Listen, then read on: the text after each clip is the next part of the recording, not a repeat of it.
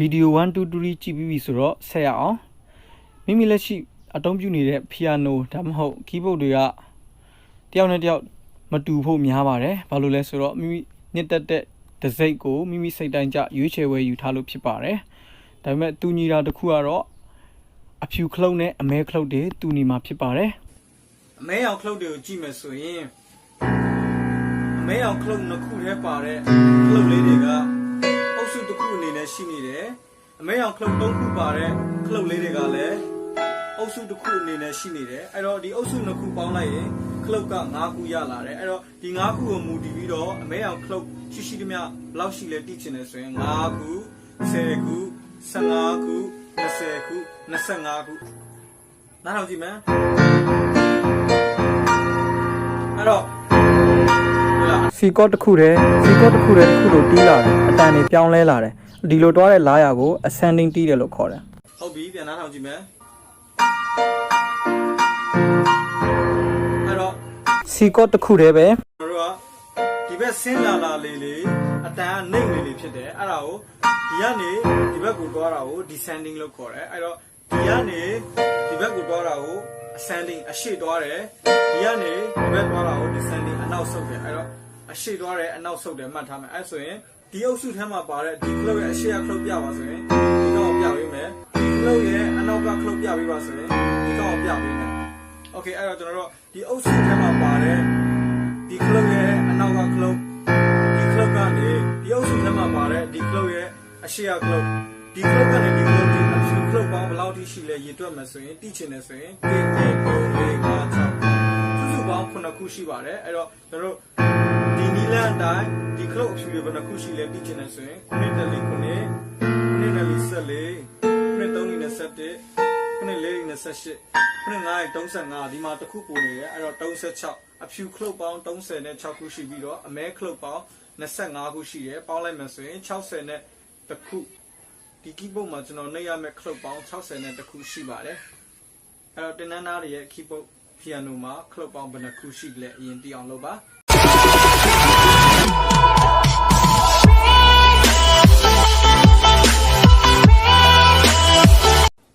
ဖြူနဲ့အမဲခလုတ်စုစုပေါင်းဘယ်လောက်ရှိတာလဲဆိုတော့တီးပြီးဆိုရင်အဲ့ဒီခလုတ်တွေရဲ့နာမည်တွေကိုတီးဖို့လိုလာပါတယ်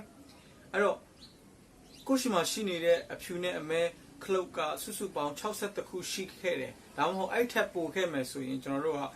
အဲ့ဒီနာမည်တွေကိုမှတ်ဖို့ကိုစိတ်တွေမညစ်ပါနဲ့တကယ်တော့ခလုတ်တွေက62ခုအဲ့ထက်ပိုတာပဲဖြစ်ဖြစ်တကယ်တော့မှတ်ရတာကကျွန်တော်တို့က18ခုပဲမှတ်ရတာဖြစ်ပါတယ်ဒီဘက်ကိုတွားတာကို ascending လို့ကျွန်တော်တို့ပြောခဲ့တယ်ဒီဘက်ကိုဆင်းတာကို descending လို့ပြောခဲ့တယ်အဲ့တော့အဲ့ဒါနဲ့ဆက်ပြီးပေါင်းဆက်မယ်ဆိုရင်ကျွန်တော်တို့ကဒီဘက်ကိုတက်တွားရင်ကျွန်တော်တို့က sharp တွားမယ်ဒီဘက်ကို descending ဆင်းလာမယ်ဆိုရင်အဲ့ဒါကို flat တယ်လို့ခေါ်ပါတယ်အဲ့တော့ဒီခုဒီကနေတက်လိုက်မယ်ဆိုရင်ဒီအနက်ရောက်ခလုတ်ကသူက sharp တွားတယ်လို့ခေါ်ပါတယ်ဒါဆိုရင်ဒီကနေပြန်တက်မယ်ဆိုရင်ဒီခလုတ်လေးက sharp တွားတာဖြစ်ပါတယ်အလွယ်နည်းနဲ့မှတ်မယ်ဆိုရင်ဒီအနက်ရောင်တွေကဒါ sharp တယ်လို့ခေါ်ပါတယ်ဒီကနေတက်သွားတယ်ကျွန်တော်တို့ကဒီကနေပြန်ဆင်းလာမယ်ပေါ့ပြန်ဆင်းလာတယ်ဒီအနက်ရောင်ပါလာတယ်ဒါကိုသူက flat တယ်လို့ခေါ်ပါတယ်ပြန်ဆင်းလာတယ်အဲဆိုရင်ပြန်ပြီးတော့ flat သွားတယ်မှတ်မယ်ဆိုရင် ascending ကနေမှတ်မယ်ဆိုရင်ကျွန်တော်တို့ကဒါတွေက sharp တယ်လို့ခေါ်တယ် descending ကမှတ်မယ်ဆိုရင်ဒါတွေက flat တယ်လို့ခေါ်ပါတယ်ဆိုတော့ sharp တာနဲ့ flat တာရဲ့တန်ဖိုးကိုပြောမယ်ဆိုရင် sharp တယ်ဆိုတာအတန်တစ်ဝက်မြင့်တာဖြစ်ပါတယ် flat တယ်ဆိုတာလည်းအတန်တစ်ဝက်နှိမ့်တာဖြစ်ပါတယ်အဲ့တော့ဒီဘက်တွားမယ်ဆိုရင်အတန်တစ်ဝက်မြင့်တယ်ဒီဘက်တွားမယ်ဆိုရင်အတန်တစ်ဝက်နှိမ့်တယ်အဲ့လိုမှတ်ရမှာဖြစ်ပါတယ်အဲ့တော့ဒီအုပ်စုထဲမှာပါတဲ့ဒီခလုတ်လေးရဲ့အနောက်မှာရှိတဲ့ဒီခလုတ်ကိုကျွန်တော်တို့ကနာမည်အနေနဲ့ C လို့ပေးထားပါတယ်အဲ့တော့ C ဒီဘက်ကိုတစ်ဝက်တက်မယ်ဆိုတော့ C sharpတဝက်ထပ်တက်မယ်ဆိုတော့ D တဝက်ထပ်တက်မယ်ဆိုတော့ D sharp တဝက်ထပ်တက်မယ်ဆိုတော့ E ထပ်တက်မယ်ဆိုတော့ F တဝက်ထပ်တက်မယ်ဆိုတော့ F sharp တဝက်ထပ်တက်မယ်ဆိုတော့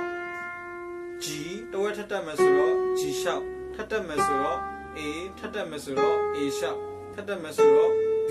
ထပ်တက်မယ်ဆိုတော့ C အဲ့တော့ဒါအနှိမ့် C ဒါအမြင့် C အဲ့လိုကျွန်တော်တို့က